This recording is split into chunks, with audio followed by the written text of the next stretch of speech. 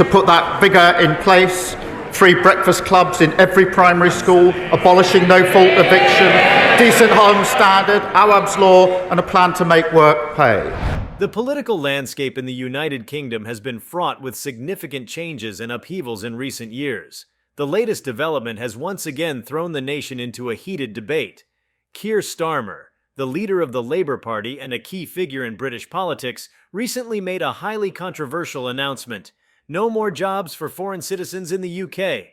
This bold statement has sent shockwaves through the country and has generated intense discussions about its implications for the economy, society, and the UK's position on the global stage. Before we start, hit the like and subscribe buttons for more exclusive news. Keir Starmer's announcement comes at a time when the UK is grappling with multiple challenges. And he worked particularly with steel, as you do in tool making of the sort that he was doing. And so I love environments like this. This is what I grew up in, factories like this. The country is still dealing with the aftermath of Brexit, which has dramatically altered its relationship with the European Union and the rest of the world. The COVID-19 pandemic has further strained the economy, leading to widespread job losses and economic uncertainty. They left us the worst inheritance since the Second World War. And every day we're finding more mess that they've left for us to. In this context, Starmer's decision to prioritize jobs for British citizens is seen by some as a necessary move to protect domestic employment. However, it has also sparked significant controversy and raised questions about the future of the UK's immigration policies. Years can't be cleared up overnight. And cast your minds back to 10 years ago, by way of example, when the Conservative government cut. The reasoning behind Starmer's announcement is rooted in a desire to address the high levels of unemployment among British citizens. The UK has seen a sharp increase in joblessness, particularly in regions that have been historically dependent on industries now in decline. By restricting job opportunities to British citizens, another example of the chaos that characterised their government. A failure to serve our country, in my view. They banned onshore wind. Starmer aims to create more employment opportunities for those struggling to find work. This move is seen as an effort to bolster the domestic workforce and ensure that British citizens are prioritized during these challenging economic times. However, this decision has not been without its critics. And that meant Putin pushed our bills up. Every family and every business has felt the impact of that. We've lost a decade. Many argue that the policy is short-sighted and could have negative consequences for the UK economy. Foreign workers play a crucial role in various sectors, including healthcare, agriculture, and hospitality. These industries rely heavily on migrant labor to cut bills and create good jobs. People up and down the country have literally paid the price of that short-sightedness. And a sudden restriction on foreign workers could lead to severe labor shortages. This, in turn, could disrupt essential services and hamper economic recovery efforts. The healthcare sector in particular stands to be significantly affected by this policy. To future energy shocks, like the one that we've just had. And as usual, it will be working people who are hit hardest. The National Health Service, NHS, has long depended on foreign healthcare professionals to fill critical roles. Nurses, doctors, and support staff from abroad have been instrumental in keeping the NHS running, especially during the COVID-19 pandemic. To get there, until now, I feel like we've been sort of tying up our laces in the changing room. No more. I don't just want to be in the race. Restricting foreign workers could exacerbate the existing staffing crisis in the NHS, leading to longer wait times for patients and potentially compromising the quality of care. Similarly, the agriculture sector could face severe challenges. Many farms in the UK rely on seasonal migrant workers to harvest crops. These workers are often willing to take on physically demanding jobs that are difficult to fill with domestic labor. For clean energy. And why not? We've got the potential, we've got the ports, we've got the people, the skills, and now we've got a mission. Without access to this workforce, farmers may struggle to bring in their harvests, leading to food shortages and increased prices for consumers. The hospitality industry, already battered by the pandemic, could also suffer. We introduced a bill in the King's Speech to create Great British Energy, a publicly owned energy company making money for the taxpayer. Many restaurants, hotels, and tourism businesses employ foreign workers, and restricting their employment could slow down the sector's recovery. Moreover, the policy could have broader implications for the UK's position in the global economy. The UK has historically been a hub for international talent. As the former chief executive of Siemens UK, one of the largest producers of turbines in this country. And as I was just saying, I visited Siemens. Attracting skilled workers from around the world. This influx of talent has fueled innovation, driven economic growth, and enhanced the UK's competitive edge. By closing its doors to foreign workers, the UK risks losing out on this valuable talent pool. Because I've always been clear that mission-driven government, that's a government with a driving sense of purpose, knowing what it wants to achieve, making decisions that are measured in years. Companies that rely on skilled foreign professionals may find it challenging to fill specialized roles, potentially stifling innovation and slowing down technological advancements.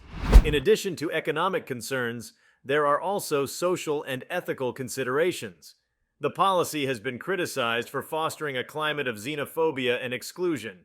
Critics argue that it sends a message that foreign workers are not welcome in the UK. And £8.3 billion to invest in the technologies of the future, floating wind, tidal power, nuclear and clean power projects across the UK. Which could strain community relations and contribute to a more divided society.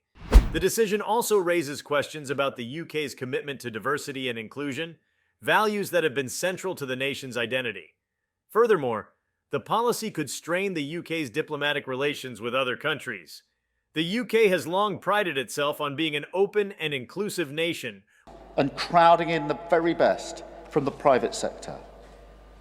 Because this government isn't driven by ideology, but by our determination to deliver. Welcoming people from all over the world. By implementing such restrictive measures, the UK risks damaging its reputation on the international stage. Other countries may view this policy as a sign of isolationism. This has never been done before. It's a real game changer, and here we are 3 weeks into a Labour government making that announcement today. Look, it will take time. Which could impact trade relations and diplomatic partnerships.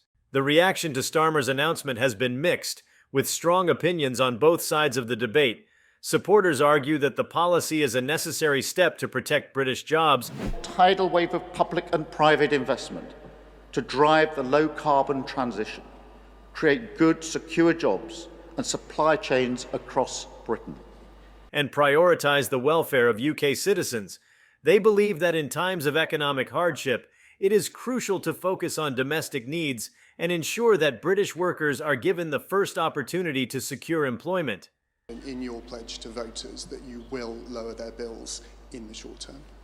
Yes, and I'll tell you for why. The money that's going into GB Energy. Supporters also argue that the policy could help address the long-standing issue of wage stagnation by reducing the influx of foreign labor. And this is key to the decade of national renewal that this country needs. Stewarding our energy resources for the benefit of the whole nation. They believe that employers will be more likely to offer higher wages to attract domestic workers. On the other hand, opponents argue that the policy is regressive and could harm the UK's economy and international standing. They point out that foreign workers have made significant contributions to the UK and that their exclusion could lead to labor shortages and economic disruptions. And I know everyone I speak to seems to have a good case for it being based in their town or city, but we're not going to announce that. Critics also argue that the policy is based on a flawed understanding of the labor market. They point out that many foreign workers take on jobs that are difficult to fill with domestic labor, and that their presence does not necessarily reduce opportunities for British workers. And for every family and every business across the country, that is hugely important. Thank you. I'll go to Tom at Sky. Thank you, Tom. Prime Minister. Tom Clark, Sky News. The debate over Starmer's announcement also highlights the broader challenges facing the UK in terms of immigration and labour policy. The UK has long struggled to strike a balance between controlling immigration Is to your jobs, the jobs of those that will come as apprentices and young people in the future in places like this. Those jobs, it will save families money. and ensuring that the labour market remains flexible and responsive to economic needs. The Brexit referendum and subsequent negotiations have further complicated this issue, leading to a significant overhaul of the UK's immigration system. Starmer's announcement is the latest development in this ongoing debate, and it is likely to have far-reaching implications for the future of immigration policy in the UK. We said we would set up Great British Energy, and we have. We said we would create good jobs and cut your bills, and we will. As the UK moves forward, it will be essential to carefully consider the potential consequences of this policy and explore alternative approaches that can address unemployment without excluding foreign workers.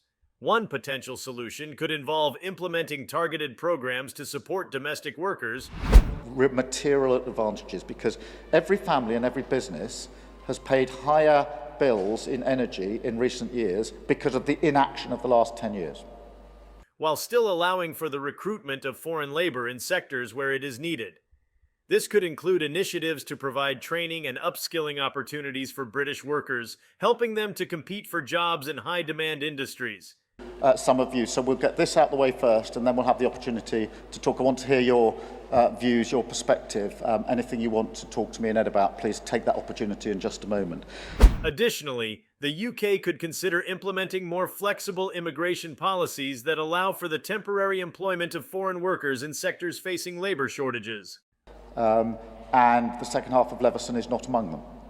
I've been clear that one of the purposes of mission-driven government is to be clear about what we can achieve, the time frame. Another important consideration is the need to address the underlying factors contributing to unemployment and economic instability. This includes investing in education and vocational training. What's your message to the 200,000 people who work in the oil and gas sector throughout the UK? The unions say they risk being the miners of their generation. To equip the domestic workforce with the skills needed for the jobs of the future. It also involves addressing regional disparities and supporting economic development in areas that have been hardest hit by job losses. By taking a comprehensive approach to these issues, the UK can create a more resilient and inclusive labour market. Well, for those working in oil and gas, can I start by saying thank you for all the hard work that they have done on the energy that we've had in this country for many, many years. That benefits both domestic and foreign workers. The announcement by Keir Starmer has undeniably set off a chain of events that will shape the UK's socio-economic landscape for years to come. Which has renewed calls for a public inquiry. The father of Madeleine McCann has spoken to ITV News, in which he says it is critical that the government has the courage and integrity to keep its promises. It is a bold and controversial move that reflects the complex interplay of political, economic, and social factors at play in the UK today. As the nation navigates these challenges, and what you have with mission-driven government, purpose-driven government, is an absolute determination to see that as an opportunity and to manage that transition. It will be crucial to engage in thoughtful and informed discussions about the best path forward.